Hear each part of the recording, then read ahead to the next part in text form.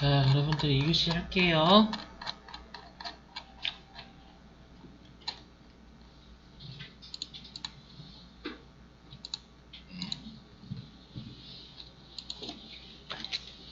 자, 보시면 자, 여기 정부 보조금 좀 하겠습니다. 정부 보조금. 야, 여기는 출제가 잘 안 되는 파트인데 최근에 몇 번 해가지고요. 여기 보시면 정부 보조금이요.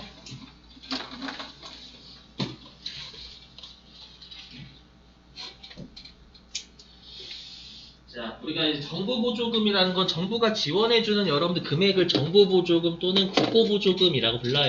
아셨죠?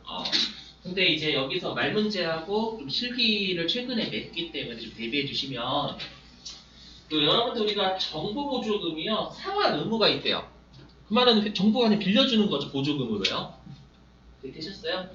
그래서 그럼 정부보조금 상환 의무가 있으면 얘는 그냥 부채로 계산한다. 말문제 푸시면 되는 거예요. 쉬워요. 그렇죠? 근데 정부가 보조금을 주는데 상환 의무가 없대요. 상환 의무가 없으면 당연히 수익은 맞아요, 여러분들. 정부가 그냥 보조만 해주는 거잖아요. 여기까지 되셨어요? 근데 정부가 보조해 주는 게 이럴 수가 있어요. 뭐냐면 우리가 일반적으로 여러분들 정부 보조금을 농민이 받으신다라고 하시면 근데 그분들은 그냥 농민분들 많이 농어민분들 좀 어려우시니까 그냥 주는 거잖아요. 그분들은 그분의 수익이란 말이에요. 되셨죠? 근데 예를 들어가지고 우리 회사가 만약에 좀 환경을 해치는 약간 뭐 화력발전소라든지 석탄 그런 쪽을 하고 있는 거예요.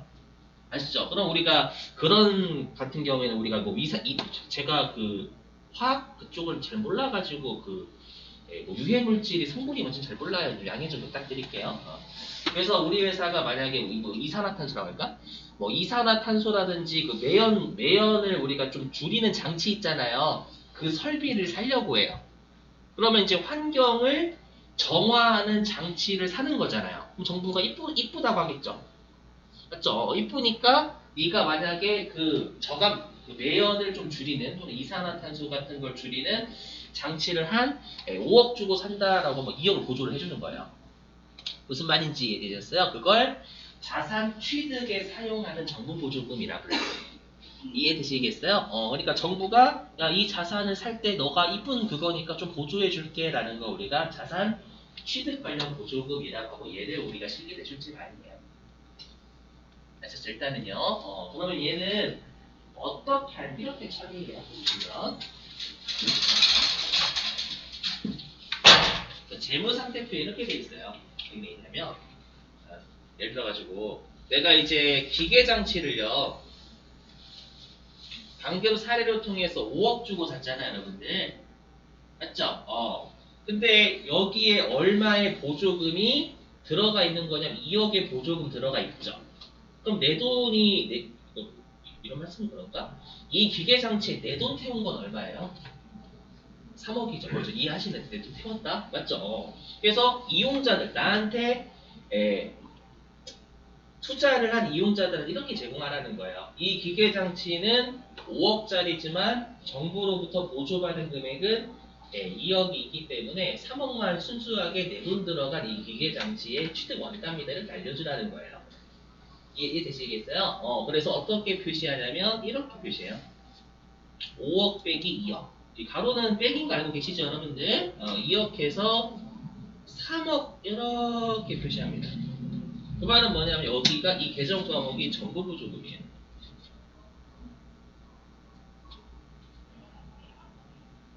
그럼 이게 장부 금액이 되겠죠, 여러분들. 그래서 만약에 여러분들이 어떤 회사의 재무 상태표를 보실 때 이렇게 돼 있으면 회사가 이 기계 장치는 5억 주고 샀는데 정부로부터 보조받은 게 2억이 있구나. 나머지가 회사가 순수하게 자기 돈 가지고 취득한 거구나. 이렇게 표시하라는 거예요. 이해되시겠어요? 그러면 우리가 이 정부 보조금은 누가 봐도 감가상각 무게과 비슷한 놈이죠. 감가상각 무게도 이렇게 표시하잖아요, 여러분들. 좀 이동이 되시겠어요? 무슨 말인지? 그죠? 그래서 우리가 이 정부 보조금을 뭐라고 하냐면 해당 기계장치와 같은 자산의 차감 계정이라고 불러요.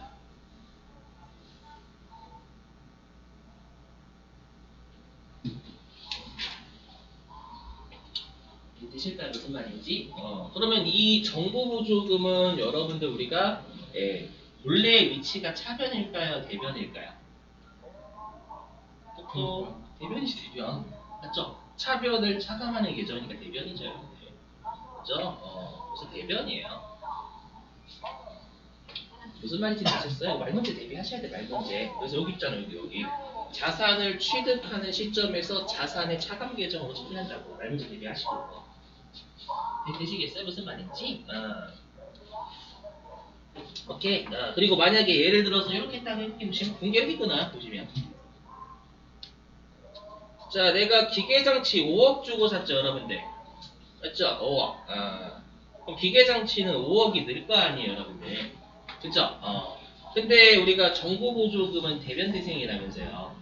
그죠? 그래서 여기에 정보보조금.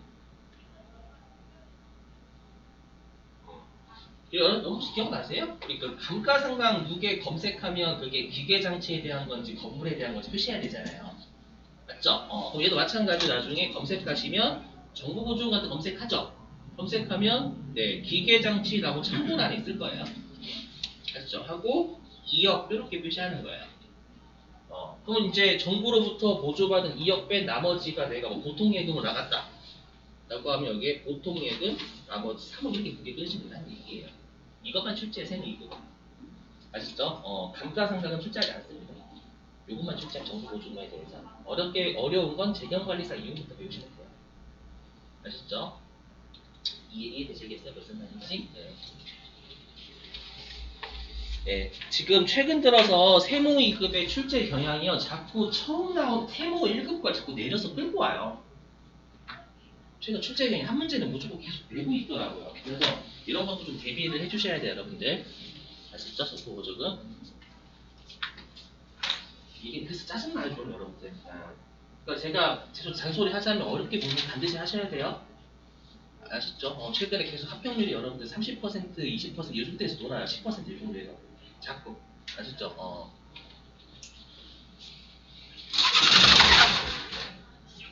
자, 넘어가겠습니다. 넘어갈게요, 여러분들.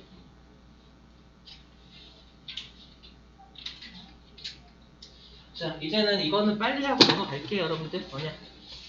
자, 여러분들 우리가 원칙이 아까 우리가 취득 원가라는 건 내가 원하는 장소와 원하는 상태에 이르게까지 하는데 발생하는 원가라고 기준에 돼 있다면서요.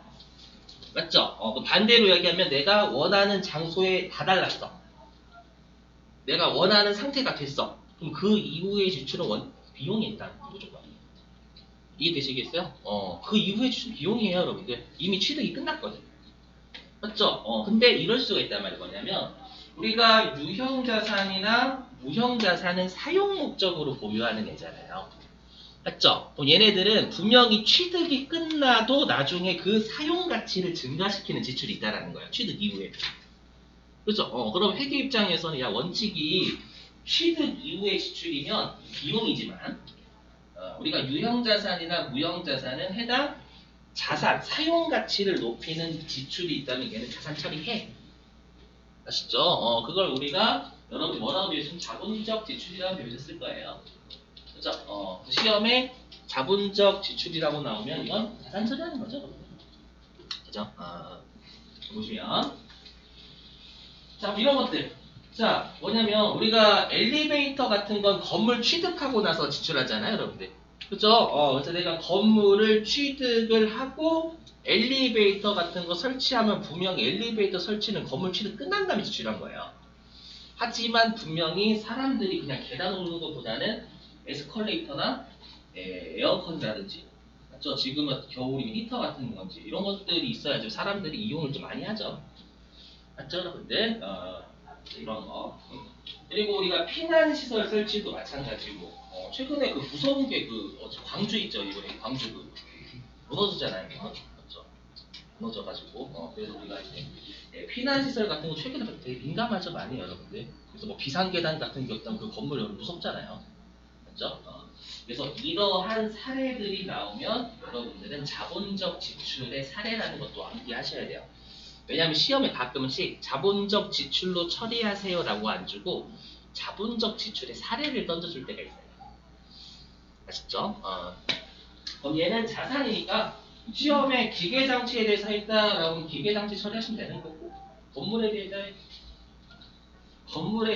얘기했던 거 아니에요, 여러분들? 자, 건물에 대해서 했다라고 하면 건물로 하시면 되는 거고요. 넘어가겠습니다. 자, 그 다음에 이제 수익적 지출. 자, 우리가 수익적 지출은 뭐냐? 말 그대로 원상복구예요. 유리창이 너무 낡아서 갈아 끼웠어. 맞죠? 또는 여기 너무 시커매가지고 도배라고 하죠, 여러분들. 맞죠? 그거는 분명히 취득 우의 지출이지만 뭔가 자산의 가치를 증가시킨 건 아니에요. 그냥 원상 복구죠, 복구. 맞죠? 그래서 여기 우리가 원상 복구라든지 유지죠, 유지를 위한 지출은 비용 처리하는 게 맞죠, 계속. 맞죠? 그걸 아마 우리 시험에서 수익적 지출로 처리하세요, 이렇게 하죠, 여러분들. 그죠? 이런 것들 우리 시험에 나오는 거. 대체 표체다 바꾸는 거잖아요, 여러분들. 단순하게 되시겠어요? 그리고 건물이나 벽의 도장은 뭘까요? 건물이나 벽에 도장 찍어요? 짜증나? 표정이 좀 많이 짜증나셨는데 지금? 도배하는 거? 도장 도배해요, 도배? 불쌍하잖아 지금 여러분들. 그냥 피곤하시는 것 같아서 드립을 치고 있단 말이에요. 제 머리가 절대 시켜서 하는 드립이 아닙니다. 맞죠? 여러분들을 깨우기 위해서 재미는 없지만 뭐라도 해야 되기 때문에 이런 거 나오는데, 그러면 질문입니다. 여러분, 수익적 지출이 비용 처리잖아요. 계정과목 뭐로 하죠? 수선비죠. 그죠? 근데 그게 차량과 관련되면 맞아, 차량 유지비 조심하셔야 돼. 제가 실제로 돌아다니다 보면은요, 수익적 지출로 하세요 또는 우리가 하면은 수선비로 무조건 처리하시는 분들이 좀 많아요. 진짜 많더라고요. 아셨죠? 근데 우리가 쓴 게 차량과 관련돼서 썼으면 그건 차량 유지비지 우리 시험에서요, 수선비로 쓰시면 안 돼요. 아셨죠? 인기상 이런 거죠. 내가 차량을 수리한다. 차량을 산 건 아니니까 차량 운반은 될 수가 없어요, 여러분들. 아시죠? 이런 거라든지. 그 다음에 주유하는 거, 차량 유지비. 아시죠? 그 다음에 주차요금도 마찬가지, 톨게이트도 마찬가지겠죠, 여러분들? 그런 것들은 우리 차량 유지비로 처리한다, 이렇게 돼 있거든요. 아시죠? 타이어도 차량 유지비. 그렇죠. 타이어도 차량 유지비랑 교체니까. 근데 예를 들어서 내가 타이어 아니다, 여러분. 타이어가 뭐 1,000억짜리는 없겠지. 아무튼 무시하시고, 알았어? 그래서 꼭 우리가 그 수익적 지출이면 차인지 여부를 꼭 확인하셔야 돼요. 차이면 차량 유지비, 아니면 수선비. 아셨죠? 자, 넘어가겠습니다. 자, 이제 감가상각입니다. 더럽게 중요하죠? 아주 미친 듯이 중요합니다, 여러분들. 감가상각. 자, 볼게요. 자, 감가상각은 시험에 회계 1급과 차이가 나는 부분이 있어요. 뭐냐면 우리가 그 회계 1급에서 감가상각을 여러분들 그 시험에 뭐 공장의 감가상각비 얼마 이렇게 주죠. 맞죠? 근데 세무 2급은 일단 그 문제도 당연히 내요. 맞죠? 회계 1급은 무조건 당연히 나오고 시험에. 그다음에 어떻게 출제하냐면 감가상각비를 안 줘요. 어떻게 주냐면 정액법, 정률법 이렇게 해주고 그냥 내용을 던져주는 거예요. 아셨죠? 그리고 여러분들이 이제 감가상각비를 계산해서 입력하게끔 출제를 하는 거예요. 무슨 말인지 이해되세요? 그러니까 여러분들이 지금부터 딱 보실 건 뭐냐면 감가상각비 구하는 공식 달달 외우셔야 돼요. 아셨죠? 안 외우시면 감가상각비를 못 적어요. 감가상각비 800만 원이라고 안 주고 800만 원을 구하게끔 그냥 제시를 하는 거예요, 여러분들. 아셨죠? 좋은 말 할 때 외우셔야 된다. 재미없어? 오케이. 보시면. 자, 여기 유형자산의 감가상각 자동결산이죠, 여러분들. 했었고. 자, 보시면. 자, 우리가 감가상각도 수익비용 대응의 논리가 들어가요. 뭐냐? 여러분들, 우리가 그 내용연수라는 게 가치가 꾸져지는 기간이 아니에요. 배우셨죠? 가끔씩 말문제 내거든요. 우리가 내용연수라는 거, 기계장치의 내용연수가 5년이래요.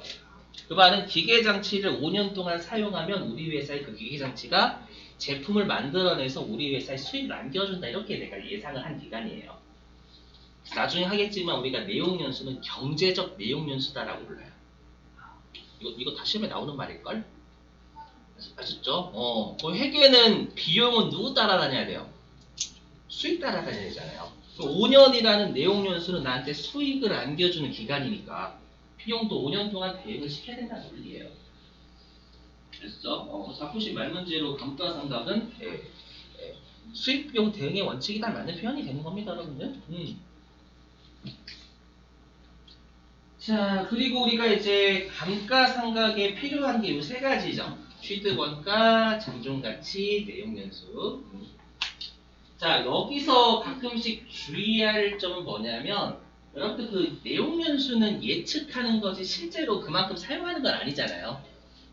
그죠? 그래서 이거는 좀 조심하셔야 돼요. 예상되는 기간이 아니지 실제 사용 기간은 아니다. 당연한 거. 되셨어요? 자, 그 다음에 주의하실 게 예예요, 예. 예예요, 예. 여러분들이 외우고 계시는 공식 있죠? 정액법, 정률법이 시험에 가장 많이 나오거든요, 시험에. 공식 외우고 계시죠, 여러분들? 근데 여러분들이 그 공식을 앞에다가 뭘 붙이셔야 되냐면 1년분 감가상각비 구하는 공식인 거예요. 여러분들이 외우고 계시는 감가상각비 공식은요 1년치 감가상각비 구하는 공식이에요. 이렇게 알고 계셔야 안 낚여요. 무슨 말이냐 여기 보시면 내가 만약에 기계장치와 같은 감가상각 자산을 7월 1일에 샀대. 올해 7월 1일에. 그러면 12월 31일 날 하는 거잖아, 감가상각. 그러면 올해 7월 1일 날 샀으면 몇 개월 사용한 거예요? 12월 31일까지. 6개월 사용한 거잖아요. 그러면 6개월치 감가상각만 하셔야 돼요. 그렇죠. 근데 여러분들이 그냥 외우고 계시는 공식은 그냥 12개월이 12개월치. 아시죠? 그래서 만약에 여러분들이 주의하실 건 뭐냐면 반드시 우리 시험에 감가상각비가 나오면 언제 취득했는지를 잘 보셔야 돼요. 아시죠? 그래서 단기 중에 취득하면 12분의 몇을 하셔야 됩니다. 단기 중에 취득하면. 이거 꽤 잘 냅니다. 이건 무형자산에서도 통용이 돼요. 무형자산이나 유형자산이나 감가상각 하는 거잖아요. 아셨죠? 이거 주의하시고 그 다음에 이것도 오해하는 분들이 계세요. 뭐냐면 여기 자 과거에 취득했대요. 과거에 취득했대요. 그럼 올해 연도는 12개월 다 사용한 거죠. 그럼 그때는 여러분들이 외우고 계시는 공식을 쓰시면 돼요. 그게 1년치니까. 여기까지 되셨어요? 근데 이거를 오해를 하시는 분들이 어떤 분들이 있냐면 그 시험에 이렇게 주는 거야. 내가 2020년 1월 1일 날 샀다 이렇게 주는 거야. 2020년 1월 1일 날 샀다. 우리 시험은 2021년도가 나오니까 2년 사용한 거잖아요. 맞죠? 그럼 감가상각비를 어떻게 하는 분들이 계시냐면 곱하기 2를 하는 분들이 계세요. 2년 사용했으니까 감가상각비를 곱하기 2를 하시면 큰일 납니다. 왜 큰일 날까요? 그 여러분이 곱하기 2 하신 건 감가상각 무게를 구하신 거예요. 들리세요? 우리는 감가상각비를 구해야 되잖아요. 비용은 오래 개념이에요. 단기 개념. 맞죠? 근데 여러분들이 2년 사용했으니까 2년 곱하는 거 감가상각비를 2020년하고 2021년 더 하신 거예요. 그냥. 무슨 말인지 이해되세요? 이것도 조심하셔야 돼. 아셨죠? 그래서 과거의 취득이면 올해 연도에 비용 구하는 거잖아요. 비용이 감가상각비면. 맞죠? 비용이니까 12개월, 1년치만 하셔야지 막 무적으로 3년치 하시면 안 된다는 거. 2년이나 3년 이렇게.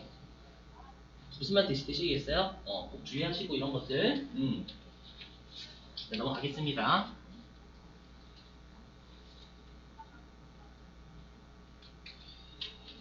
자, 그다음에 계산마법 이거 외우고 계시죠? 빨리 할게요. 자, 우리가 정액법이라는 감가상각 방법은 매년 같은 금액 감가상각하는 거잖아요. 그죠? 그래서 공식이 취득 원가에서 잔존가치 빼죠.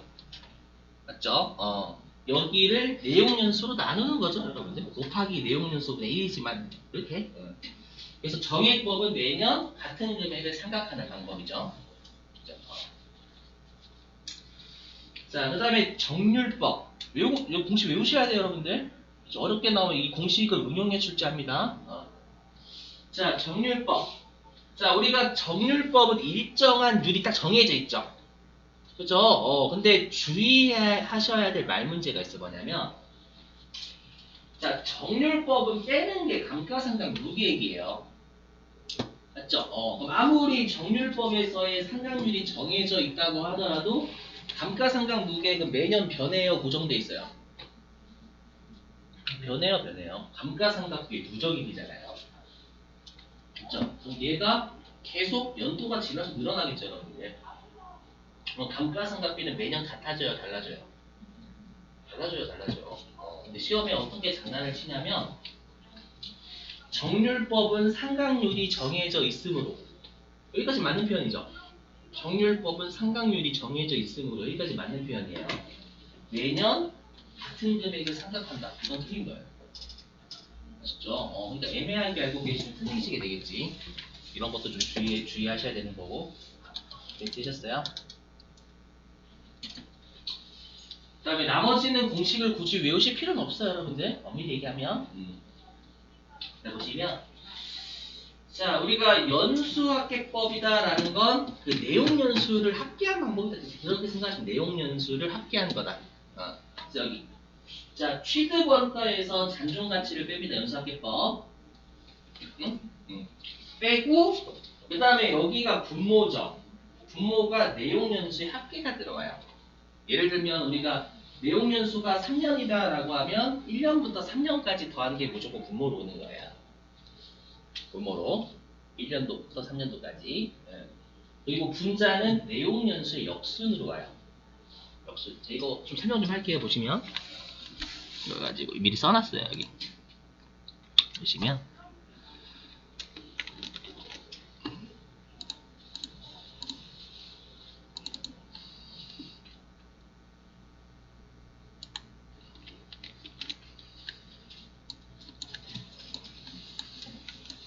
자, 예를 들어가지고 여기요.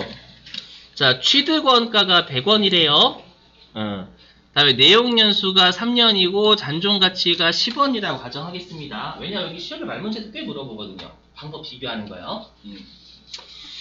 네, 그럼 우리가 정액법 같은 경우에는 여기 취득원가에서 잔존가치를 뺀 게 이렇게 고정돼 있잖아요.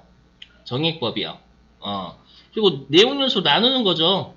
그러면 우리가 정액법은 매년 똑같은 금액을 이렇게 30원씩 상각한단 말이에요. 되시겠어요? 자, 근데 우리 정률법, 여기. 자, 정률법은 시험에 분명히 상각률을 줄 겁니다. 그 상각률을 0.5라고 가정해 볼게요. 네, 우리가 아까 정률법은 잔존가치를 빼는 게 아니라 감누를 뺀다면서요? 감가상각 누계. 그럼 X1, 여기, 죄송합니다. 이거 X3로 고쳐야 되겠다. 그럼 정률법 같은 경우에는 첫 해 연도에는 감가상각 누계액이 없죠. 없어요. 없고 여기에다가 상각률 정해진 0.5 곱하는 거잖아요, 여러분들. 그죠? 그럼 이렇게 하면 첫 해 연도에는 50원 감가상각 하게 돼요. 그렇죠. 근데 이제 X 2년도가 되면 이제 감가상각 누계액이 50원 있잖아요. 얘를 빼는 거죠. 그죠? 근데 0.5 곱해서 25원. 이 X 2년도의 감가상각비고. 그 다음 X 3년도는 감누죠. 감누니까 이 두 개를 더한 게 감누예요. 그죠?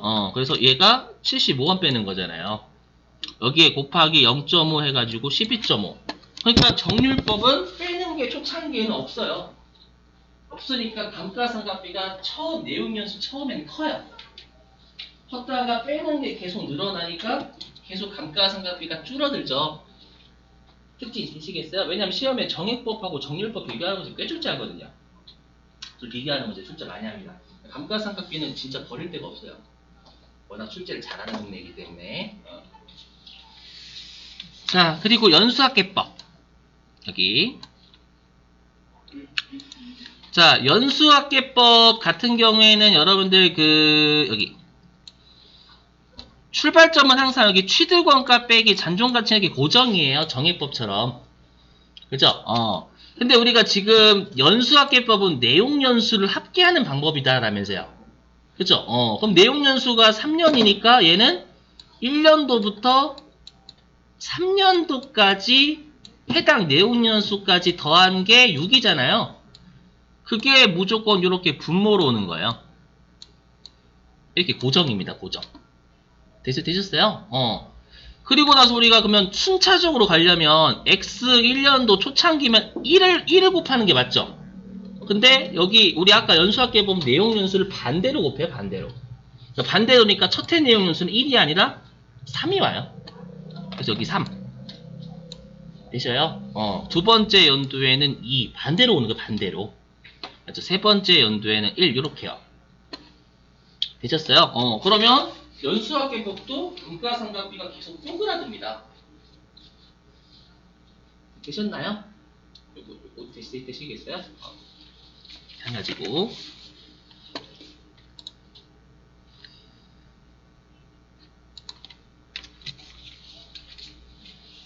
자, 그 다음에 이중체감법.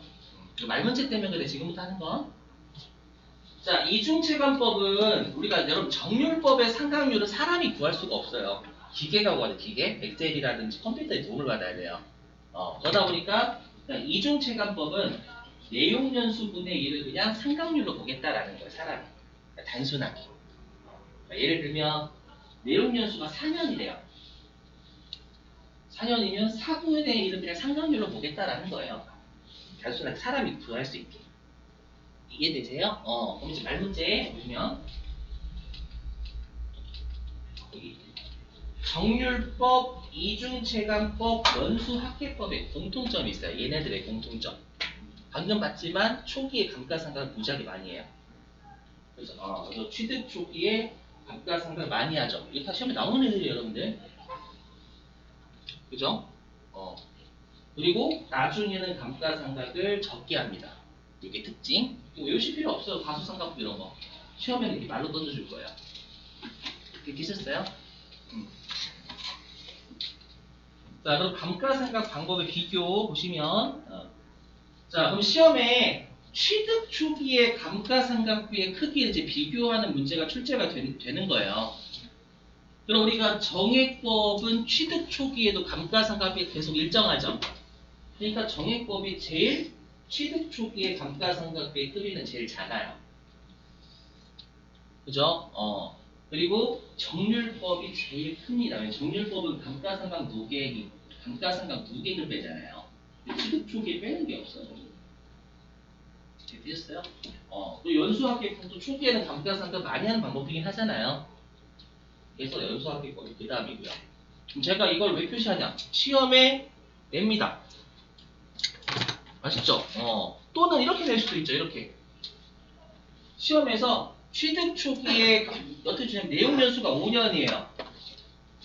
이렇게 주는 거야. 시험에서. 막 취득원가, 잔존가치 이런 것들을 던져주고 네, 다음 중 감가상각비의 크기를 나열한 것으로 옳은 것을 이렇게 주는 거예요. 여러분들이 계산하냐? 아니에요. 그럼 왜 계산해? 내용 연수가 5년이라고 줬는데 첫째 일도 준 거예요. 그럼 이거 쓰라는 얘기잖아요. 여러분들. 아셨죠? 계산하시면 안 돼. 그런 거. 내용 연수가 만약에 5년이야. 근데 내용 연수 3년째 물어봤어. 그럼 계산하시는 거지만. 아셨죠? 내용 연수 첫 번째 연도 물어보면 그냥 이거 그냥 쓰시면 되는 거예요. 되시겠어요? 자, 근데 이제 여러분들이 이걸 외우시니까 이제 어떻게 장난을 치냐면 반대로 이익을 물어봐요. 이익을. 취득 초기에 당기순이익의 크기. 여러분들 비용하고 이익은 비례 관계예요, 반비례 관계예요? 비용하고 이익은. 그렇죠? 반비례. 반비례니까 취득 초기의 비용이 가장 적은 정액법의 이익이 가장 크겠죠. 무슨 말인지 되시겠어요?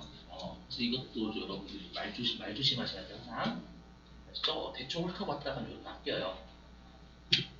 되시겠죠? 자, 넘어가겠습니다.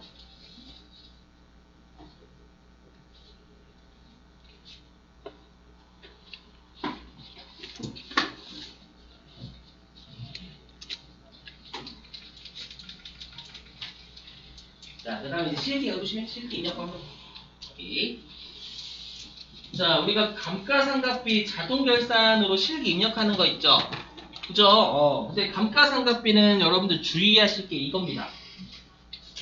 자, 여기 보시면 여기가 500번대 감가상각비죠.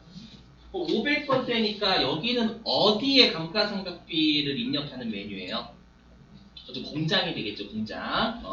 그래서 시험에 공장에 대한 거 나오면 감가상각비가 커서가 반드시 500번대 위치에 있는지 잘 보셔야 됩니다, 여러분들. 아시죠? 보시고 나서 그럼 여기에 있는 건물부터 뒷부분 다 공장에 대한 거잖아요. 맞죠? 그래서 공장에 대한 감가상각비를 여기 입력하시는 거고요. 되셨어요? 여기 파란색 아래. 여기 아래는 감가상각비가 800번대라고 되어 있죠. 그럼 여기는 본사란 말이에요. 그죠? 여기는 건물부터 비품까지가 본사 거잖아요, 여러분들. 여기는 본사의 감가상각비를 가셔야 되겠지. 그죠? 그래서 감가상각비는 여러분 꼭 주의하셔야 됩니다. 아시죠? 800번대인지 500번대인지 잘 보셔야 되고 실수하시면 안 돼. 넘어가겠습니다, 이거.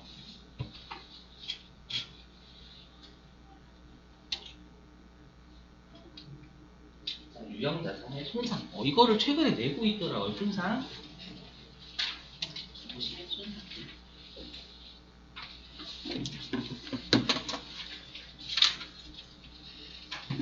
요게 회계 1급에서 안 배우셨던 내용일 거예요. 세무 2급에서 출제하고 있습니다. 최근에 9번이나 됐죠. 2번이나.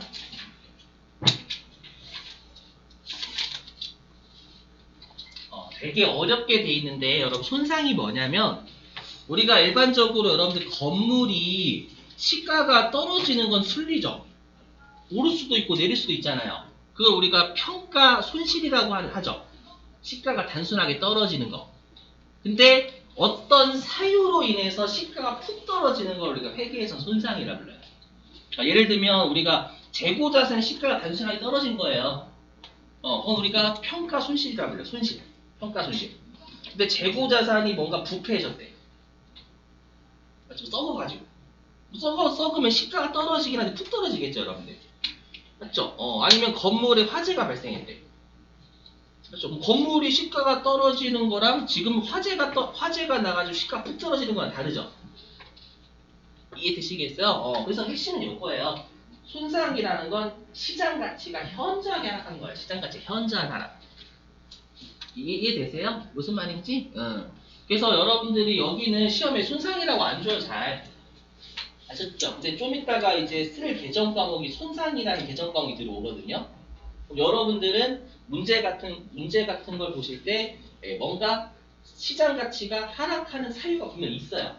그런 사유는 여러분이 손상이라고 생각하시면 돼요. 아셨죠? 뭐 기계에 갑자기 뭐 기계가 빵꾸가 나거나 이런 거 있잖아요, 근데 맞죠? 이런 것들을 회계에서 손상이다라고 불러요. 되시겠죠? 손상. 뭐 우리가 좀 예를 들어 볼까요? 손상에 대해서 보시면 예를 들어 보세요.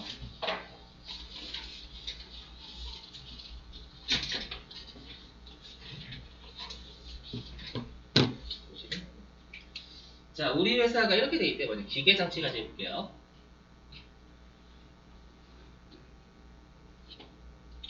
자, 기계장치를 10억 주고 샀대요, 여러분들.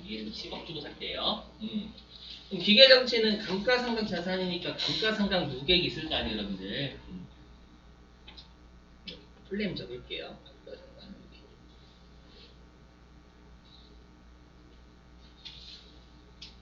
네, 이렇게 되어 있는 상황이네요. 그럼 얘 장부 금액은 얼마짜리예요? 8억짜리죠?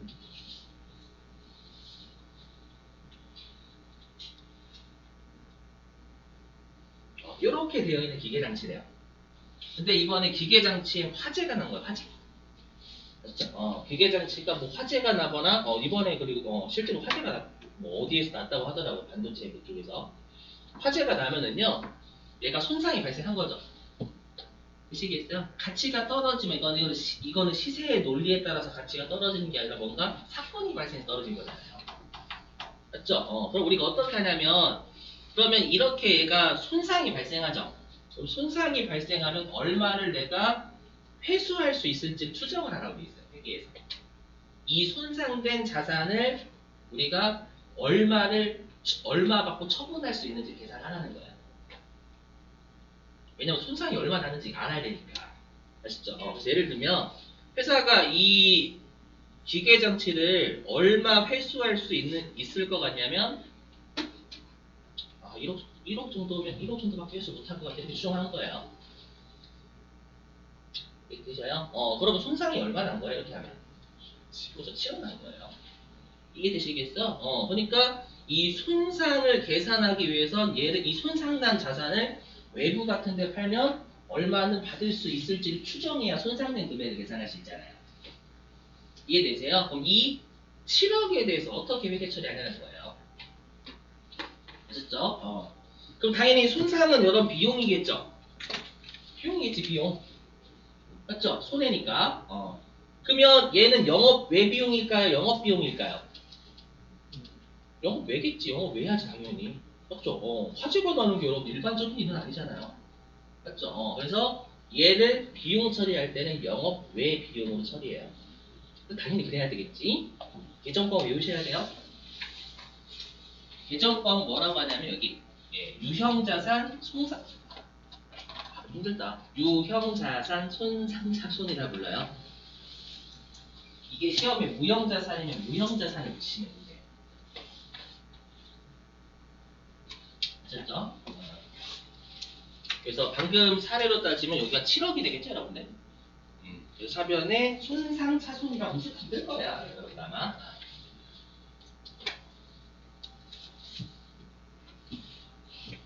이렇게 되셨죠? 여기까지는. 그럼 대변에 뭘 쓰냐라는 거예요. 대변에. 자, 좀 잘 보셔야 돼요, 여러분들. 이제 지울 거예요, 이거 보시면. 그러면 이제 이용자들한테 이렇게 알려줘야죠. 10억 기계장치가 2억 감가상각돼서 8억 됐는데 손상이 7억 돼서 지금 1억짜리밖에 되지 않는다 이렇게 알려줘야 되는 거잖아요. 맞죠? 그래서 어떻게 하냐면 이렇게죠. 재무상태비 이렇게 보셔야 돼요. 손상이 나면 손상 차손이 우리 마찬가지로 감가상각비 누적되잖아요. 손상도 계속 발생하면 누적될 수 있겠죠. 그래서 어떻게 하냐면 손상, 차손, 누계액 이렇게 적어요. 이렇게 표시가 돼요. 그럼 이용자들한테 10억 주고 샀는데 감가상각 2억 되고 손상이 7억 쌓여가지고 지금 1억짜리밖에 되지 않았다. 이렇게 알려줍니다. 실제.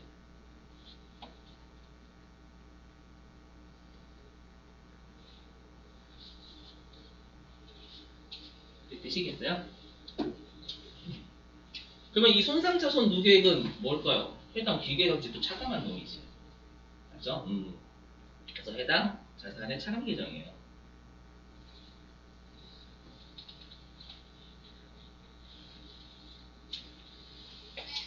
되셨죠? 그래서 감가상각 누계액하고 여러분들 좀 계정과만 다르지? 쓰는 건 똑같아요. 차변되면 쓰는 거. 계정과만 다른 거야. 이렇게 표시합니다. 짜증내시면 안 돼. 도전내 회계 말고 생각하지 마시고. 아시죠? 투자 받아서 운영하는 거니까 다 제공하라는 거예요. 이거 다 내 거면은 상관없죠, 여러분들. 맞죠? 근데 이 10억 안에는 여러분 투자 받은 금액도 있을 거 아니야. 주주들한테. 맞죠? 알려주라는 거예요, 여러분들. 네. 이렇게. 문제에서 누계액에 7억만 써. 네, 그렇죠. 7억 적는 거야, 7억. 올해 보기하는 거. 올해 터만 적는 거, 올해 터. 그렇죠? 되시겠어요, 여러분들? 왜냐면 화재 일어나면 당연히 주가 툭 떨어지겠죠, 여러분들. 화재 났다라고 하면 난리 나겠지. 그죠? 여기가 되셨죠? 이렇게 하면, 여기까지 하면 쉬워요. 근데 뭐냐면, 제일 어려운 게 뭐냐면, 제가 아까 요거를 회수할 수 있는 금액을 1억으로 봤었잖아요. 아까 우리 8억, 원래 8억짜리였는데, 얘가 불타가지고 이 기계 얼마 받을 수 있을까라고 했더니 1억이었죠, 여러분들. 그래서 손상을 7억으로 계산한 거잖아요. 그죠? 그럼 시험에서는 이 회수 가능 금액을 주냐? 줄 때도 있고 안 줄 때도 있어요. 그럼 주면 8억에서 1억 뺀 7억 하시면 되잖아요. 그죠? 근데 얘를 안 주고 여러분들이 응용해서 줄 때가 뭐냐면 외우셔야 돼 이거. 자 일단 방금 했던 게 이거죠. 여기 보시면 우리가 손상이 되기 전 장부 금액이 8억이잖아요. 되기 전 8억이죠. 그죠? 근데 회수금액 가는 금액 1억이었잖아요. 그래서 이렇게 해서 7억 계산했죠 여러분들. 근데 회수 가는 금액은 1억을 안 줄 때가 있어요. 안 주고 어떻게 하냐면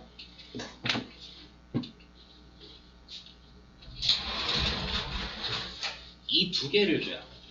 둘 중에 작은 것으로 회수 가는 금액을 평가라고 되어 있거든요. 그 여러분들 표정 보는 거 너무 힘들어 많이. 아씨 그지같네 이거. 떠들어 볼게요. 보시면 자 예를 들어 보겠습니다 여러분들. 만약에 어떤 사람의 부모님이 그 암 말기여가지고 이제 이틀밖에 사실 날이 안 남으셨대. 그걸 이제 부모님이 들으신 거야. 아시죠? 그래서 부모님이 뭘 물려주셨냐면 앞으로 뭐라고 할까요? 뭐 만년필 한 5,000원짜리 물려주셨대 부모님이요. 응? 5,000원짜리 물려주셨대. 이거 하려고 하는 거지. 갑자기 만년필 왜 나오냐라고 하면 그렇죠? 5,000원짜리 물려주신 거예요. 자, 근데 내가 그러면 이걸 시장의 가치는 5,000원밖에 안 되죠. 시장에서 판다면 가치는 5,000원밖에 안 돼, 만년필이요. 맞죠? 그래서 어떤 사람이 여러분들한테 그 만년필 한 만 원 주면 팔래? 라고 하면 팔까요, 안 팔까요? 팔 거야? 지금 했잖아. 이틀 전에 부모님이 물려주신 만년필이라고. 어떤 사람의 부모님 돌아가시기 전에. 감성은 메말랐어요, 여러분들? 감성이 많이 메말르신 것 같은데 5,000원보다 가치 클 거 아닌가요? 만원 좀 팔아 선생님 그런 거 하셔서 그러면 이거 하면 이거 이해 안 돼요 여러분. 아시죠? 그러니까 어떤 사람이 뭔가를 회수할 수 있는 금액은 나의 주관적 가치하고 시장에서 거래가 되는 객관적 가치하고 비교해서 큰 걸로 해요. 이게 사용 가치가 한 2,000원밖에 안 돼. 근데 상대방이 5,000원 주겠대. 5,000원으로 팔지. 이해되세요? 그래서 둘 중에 작은 거예요. 사용 가치가 방금 했던 그 내가 다른 사람의 부모님이 돌아가시기 전 하고 있는 나한테 주관적인 가치인 거예요. 이해되세요? 이 순공정 가치는 뭐냐면 외부에 팔 경우의 가치니까 시세, 객관적인 시세. 그래서 둘 중에 맥스예요, 맥스. 왜냐면 우리가 시험에 일반적으로 회계세법 미니멈이 많거든요. 둘 중에 작은 것이 많아요, 실제로. 근데 얘는 맥스예요. 맥주 맥스 말고. 의미없지. 맥스. 둘 중에 큰 거야, 큰 거. 진짜 외우셔야 돼. 이거 안 외우시면 나중에 작은 둘 다 작은 건가? 이 생각 든단 말이야, 여러분들. 앞으로 이제 지금이야 맥스겠지라고 하시겠지만 앞으로 여러분들 세법까지 가면은 미니멈 더럽게 많거든요. 그러다 보니까 자꾸 미니멈이라 생각을 해요. 아셨죠? 이거 나중에 최근에 기출문제 보시면 실제로 이 둘을 같이 줬어요. 회수 가는 금액을 안 주고 순공정 가치는 얼마, 사용 가치는 얼마다 이렇게 준 거예요. 그럼 여러분들은 큰 것을 회수할 수 있다고 생각하셔야 돼요. 그러니까 예를 들면 지금 제가 여기 회수 가는 금액이 1억이었잖아요, 여러분들. 맞죠? 근데 얘를 1억을 안 주고 어떻게 주는 거냐면 얘를 안 주는 거예요. 아시죠? 얘를 안 주고 어떻게 주는 거냐면 여기 순공정 가치는 5천만 원, 사용 가치는 1억이다 이렇게 주는 거예요. 좀 사람들이 0.5억이라고 많이 한다는 거예요. 미니멈 같으니까. 아시죠? 1억이 1억. 어떻게 판단하는 거예요? 무슨 말인지 이해되시겠어요? 이거 꼭 외우셔야 돼. 이거는 발문제도 낚시를 많이 해. 작은 것으로 한다라고 또 낚거든요. 발문제. 회수 가는 금액은 둘 중에 작은 금액으로 한다. 되셨나요, 여러분들? 넘어가겠습니다.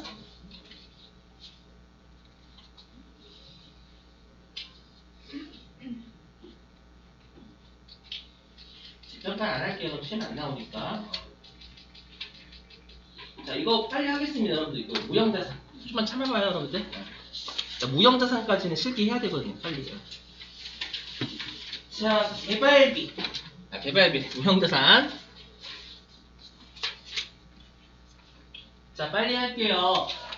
여러분들, 우리가 무형자산이라는 건 실제로 눈에 보이지 않죠? 맞죠? 근데 분명히 존재하죠? 우리는 왜 존재하는 거 어떻게 알아요? 눈에 안 보이는데? 상대방 갑자기 거래를 하잖아. 특허권 거래하잖아. 맞죠? 그리고 법에서 저작권을 보호한다고 이렇게 정해져 있죠? 그러니까 무형자산만이 갖추어야 될 속성이 식별 가능성이에요. 이게 뭐냐면 식별 가능한다는 게 존재해야 된다는 뜻이에요. 아시죠? 우리가 유형자산은 존재해야 돼 이렇게 이런 걸 할 필요가 없잖아요, 여러분들. 눈에 보이니까. 이해되시겠어요? 근데 무형자산은 식별 가능하다라는 게 이게 존재한다라고 하면 존재 가능성이에요, 존재 가능성. 근데 시험에서는 존재 가능성이라고 내면 얼마나 좋아요. 시험에서는 식별 가능이라고 줄 거예요, 알아요? 최근에 출제했었어요. 다음 주 무형자산만이 갖추어야 될 요건 이렇게. 그렇죠? 그리고 기업이 통제를 하고 있어야 돼요. 아니 내 거야 내 거. 저 자산이라는 게 내 거잖아요. 남이 함부로 하면 그 내 자산이 아니지. 통제. 자, 그럼 우리가 무형자산에서 여러분들이 대비하실 건 뭐냐면 일단 말문제도요. 다음 중 무형자산의 종류가 아닌 것은 진짜 많이 물어봐요. 이거는 그래서 대비를 좀 해주셔야 돼. 가장 난이도가 최악이면 무형자산의 개수는 몇 개인가 이것도 네요. 제일 짜증나는 거 있잖아요. 우리 제일 고등학교 때 수능 볼 때 제일 짜증나는 문제가 뭐예요? 1번 2개, 2번 3개, 3번 4개 막 이거 있잖아요. 제일 짜증나는 거. 그죠? 1번 기억, 2번 기억님, 3번 기억님 뭐 이거 있잖아요. 그런 걸로 내요. 자, 요즘 무형자산의 종류. 자, 여러분 영업권이라는 거는 이거 회계급 때 배우셨죠? 외부에서 구입한 영업권만 인정한다고. 이거를 제가 설명을 열심히 하면 좋은데 우리한테 의미가 없어요. 얘만 알고 계시면 돼요. 시험 목적상 아시죠? 우리 시험이 좀 더 목적이니까 여러분들 그냥. 그래서 영업권은 반드시 내부 창출 영업권을 인정하지 않아요. 아시죠? 자, 그 다음에 산업재산권. 산업재산권은 권리를 나 혼자 독점적으로 사용할 수 있는 걸 산업재산권이라 불러요. 아시죠? 대표적인 게 특허권 나만 사용할 수 있죠. 남이 못 건드려요. 그죠? 그 다음에 상표권. 이름을 나만 사용할 수 있는 거예요. 아시죠? 그래서 마스터 전산회계 학원의 이름을 빌려주면 그 상표권을 빌려줬다라고 불러요. 다른 사람이든. 그 다음에 실용신앙권은 말고 실용 특허권을 좀 더 실용적으로 뭔가를 했었을 때 실용신앙권이라는 걸 인정을 해주고요. 그 다음에 의장권은 디자인을 독점적으로 사용할 수 있는 권리를 우리가 의장권이라고 불러요. 이 정도로만. 자, 그 다음에 소프트웨어. 자, 소프트웨어는 컴퓨터 관련 프로그램 같은 거 있죠. 그런 거 사면 여러분 빠르고 정확하게 작업할 수 있잖아요. 그것도 분명히 효용성을 안겨주는 거지. 소프트웨어. 그리고 주의하실 게 임차 권리금하고 여러분들 임차 보증금을 구분 잘 하셔야 돼요. 시험에 은근 되거든요. 왜냐면 여러분들 지금 하는 임차 권리금이 무형자산에 있죠. 그죠? 근데 임차 보증금은 기타 비유동자산에 있거든요. 우리가 보증금은 여러분들 1년 넘죠. 기간이. 그러니까 일단 비유동자산이어야 돼요. 근데 우리가 임차 보증금은 사용 목적으로 가지고 있어요? 아니잖아. 임차 보증금 무슨 사용할 목적으로 가지고 있어. 맞죠? 그리고 우리가 임차 보증금이 투자 목적으로 하는 것도 아니죠. 그래서 투자 목적입니까? 맞죠? 그리고 임차 보증금을 나중에 돌려받는 건 맞지만 임차 보증금에 더해서 뭔가 경제적인 이득을 취하는 건 없잖아요, 여러분들. 그죠? 근데 임차 권리금은 뭐냐면 상가 권리금이라고 많이 하는 거 일상생활 상가 권리금 그런 거 있죠. 우리가 기존의 임차인이 내놓은 거예요, 건물을. 1층을 내놨대. 근데 그 건물이 되게 터가 좋은 거예요. 사람들이 밀려. 거의 한복판에 있어가지고. 그런 데 있잖아요, 여러분들. 그런 데를 내놨어. 그럼 또 다른 임차인이 거기 탐낼 수 있잖아요. 새로운 임차인이. 그렇죠? 새로운 임차인이 기존의 임차인한테 뭔가 터라든지 이런 것들이 좋아가지고 더 주는 대가를 우리가 임차 권리금이라고 해요. 되시겠어요? 그러면 임차 권리금을 받은 기존의 임차인은 이거 나중에 돌려줘요, 안 돌려줘요? 안 돌려줘. 내가 먹고 끝이에요. 되시겠어요? 우리 분명히 이득을 취했죠. 그리고 우리가 무형의 터라는 건 여러분 눈에 보이긴 하지만 뭔가 가치를 매기긴 안 보이잖아요. 맞죠? 그래서 임차 권리금은 무형자산이지만 임차 보증금은 아니에요. 무형자산이. 이거 주의하셔야 돼. 걔는 기타 비용자산으로 갑니다. 추가적인 이득을 취할 수는 없어요. 임차 보증금. 맞죠? 임차 권리금하고 비교하시길. 자, 했고요. 나머지 뭐 프랜차이즈는 뭔지 아실 거예요. 우리 프랜차이즈 갑질한다라고 하잖아요, 여러분들. 그거 프랜차이즈라고 불러요. 뭐 CEO가 이런 데에서 여러분들 뭐 뭐라고 하죠? 뭐 CU의 물건은 뭐 이렇게 뭐 가맹점이 같은 거 같잖아요. 이거는 우리가 프랜차이즈 이렇게 적어요. CU에서. 뭐 광업권, 어업권은 독점적으로 이런 것들 할 수 있는 관리. 광업하고 어업 할 수 있는 관리. 넘어갈게 빨리. 자, 그 다음에 이건 이미 했죠, 여러분들. 이거 바로 넘어갈게요. 빨리 하고 넘어갈게요. 자, 우리가 연구 단계 지출은 무조건 비용, 연구비. 그죠? 자, 근데 우리가 개발 단계에서는 성공 가능성이 높대요. 화이자나 모더나 같은 애들이 되겠죠, 여러분들. 맞죠? 걔네들은 거의 임상 3상에서 FDA 승인받은 거의 개발비 잡겠죠, 여러분들. 맞죠? 근데 걔네들 빼고 나머지 애들은 도중에 실패한 애들 많잖아요. 개발하는 과정에서. 임상 2상에서 떨어지고 3상에서 떨어지거나. 그렇죠? 그러면 개발 단계에서 지출일 때 성공 가능성은 없죠. 이거 그냥 쓴 거예요, 비용. 그렇죠? 우리 때 우리 경산 개발비라고 한다고 되어 있을 거예요. 그죠? 근데 이제 말 문제 조심하실 게 있어. 뭐냐면 여러분들 이거 맞는 건지 틀린 건지 보세요. 우리가 감가상각비는 판매비와 관리비로 처리한다는 맞는 표현일까요? 틀린 표현일까요? 감가상각비는 무조건 판매비와 관리비로 처리한다. 틀려요. 뭐냐면 우리 원가 회계에서 공장의 감가상각비는 뭐로 봐요?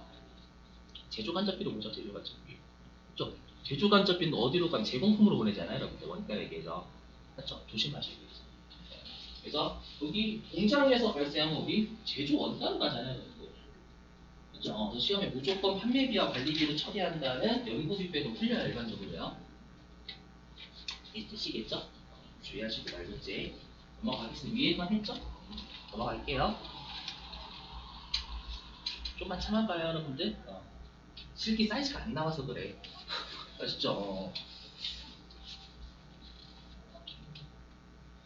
자, 이제 무형자산인데요. 특히 최근에 출제를 많이 한 게 얘입니다. 여기 보셔야 돼요. 여기 보시면 뭐냐면 자, 우리가 무형자산의 상각 있잖아요. 자, 무형자산의 상각인데 여기를 어디를 가장 많이 최근에 장난쳤냐면 요 맨 아래에요. 얘. 요거 조심하셔야 돼요. 해볼게요. 무슨 말인지 읽어보겠습니다. 내가 실제로 기계장치를 언제 샀냐면 3월달에 샀어요. 3월달부터 생각하는 게 맞잖아요. 원래는요. 맞죠? 근데 우리 기계장치는 되게 미세먼지에 민감해요. 맞죠? 미세먼지에 민감하다 보니까 갑자기 3월달에 황사가 무지하게 이제 발생한다는 가정할게요. 중국이 미친듯이 돌려가지고. 그래서 내가 3월달에는 안 될 것 같아 해서 기계를 싸놓은 거예요. 뭐 포장지 같은 걸로. 아셨죠? 그리고 실제 가동은 언제냐? 5월달부터 이제 황사가 좀 잦아든 날. 아시죠? 그러면 우리가 지금 사례를 따지면 취득한 시점은 3월. 실제 사용 시점은 5월이잖아요. 언제부터 하냐면 5월달부터예요. 사용 가능한 시점부터 취득 시점부터 하잖아요. 요거 말 문제로 엄청나게 봐서 최근 들어서 회계 1급 세무 2급 동시에 냈던 문제이기도 해요. 조심하셔야 취득 시점부터 아니에요. 사용할 수 있는 시점부터 합니다. 아시죠? 내용 연수가 사용 가능한 기간이잖아요. 사용 기간. 되셔요? 그래서 이런 예외적인 사례가 있다라는 거예요. 그렇죠? 일반적으로 취득하면 대부분 사용하지. 이해되세요? 근데 방금과 같은 예외적인 경우도 있단 말이에요, 여러분들. 그래서 말장난 조심하셔야 되나요? 이거 진짜 무지하게 틀렸어요, 실제로. 아시죠? 취득 시점부터 감가상각하는데 진짜 많이 냈어요, 최근에. 그래서 좀 주의. 좀 사용 가능한 시점부터요. 이거 조심하셔야 돼. 알죠? 자, 나머지는 바로 할게요. 자, 우리 그 무형자산 같은 경우에는 남아있는 눈에 안 보, 우리가 기계장치는 사용기간이 끝나더라도 고물상에 팔 수 있잖아요. 그래서 잔존가치 추정하라고 돼 있죠. 근데 무형자산은 사용기간이 끝나면 회수할 수 있는 금액은 원칙적으로 없어요. 누가 사겠어? 보이지도 않는데. 그죠? 그래서 여기 무형자산의 잔존가치는 원칙적으로 0이다라는 거 말문제 대비하시고. 알겠죠? 자, 그 다음에 우리 이거 외우고 계시죠? 무형자산은 이거요. 뭐냐? 유형자산은 아까 했던 5가지 방법 중 선택하라 이렇게 돼 있거든요. 회계에서. 왜냐면 유형자산은 눈에 보이잖아요. 가치가 까지는 게. 그렇죠? 건물이면 매년 같은 금액 까죠. 그렇죠? 근데 왜 기계장치나 이런 것들은 초기에 얘가 쌩쌩하게 돌아가니까 비용 많이 잡잖아요. 맞죠? 근데 무형자산은 그게 안 보여. 그래서 정액법을 씁니다. 아셨죠? 그래서 무형자산은 시험에 어떤 방법을 쓴다라고 언급이 없어도 정액법이라고 생각하셔야 돼요. 아셨죠? 그거는 기본 전제예요. 이의제기 안 됩니다. 아셨죠? 그리고 잔존가치 없어도 0이라고 생각하셔야 됩니다, 여러분들. 지금 잔존가치 안 줄 때 있거든요. 아셨죠? 자, 근데 말문제 조심하세요. 말문제 뭐냐면 요거야. 여기 잘 보시면 여기 보시면 여기 요거 하고 쉴게요. 실게 하지 마요. 여기 보시면 자, 무형자산은 합리적인 상각 방법을 정할 수 없는 경우 정액법을 사용하죠. 이렇게 돼 있잖아요, 여러분들. 시험에는 2가지로 장난을 쳐요. 일단은 정률법이라고 장난을 칠게요. 근데 우리 무형자산은 정률법을 쓸 수가 없어, 일반적으로요. 못 써. 맞죠? 눈에 보이지 않기 때문에. 그리고 어떻게 장난치냐면 정액법을 원칙처럼 장난을 쳐요. 여기 보시면 합리적인 상각 방법을 정할 수 없는 경우에 그때 정액법 써라라고 돼 있잖아요. 그럼 정액법이 예외인 거예요. 되셨어요? 마치 이거지. 부모님께 효도해라. 이거지. 사람과 싸우지 마라. 단 상대방이 때리면 때려라 말는 거 있잖아요, 여러분들. 좀 그런가? 표현이? 참되거나 바르거라. 근데 피치 못할 사정이 있으면 뭐 엇나갈 수도 있잖아요. 약간 이런 느낌. 아셨죠? 대부분 현실에서 정의법 써요. 아셨죠? 합리적인 방법 쓸 수 있는지 봐봐. 없어? 대부분 없어, 여러분들. 정의법 써서 이렇게 된 거예요. 아셨죠? 자, 됐어요. 10분 쉬었다가요. 지금이 11시 26분이니까 좀 씀스럽지만 11시 37분? 됐죠? 11시 37분에 실기 할 테니까요. 실기 유인물 좀 펴주세요.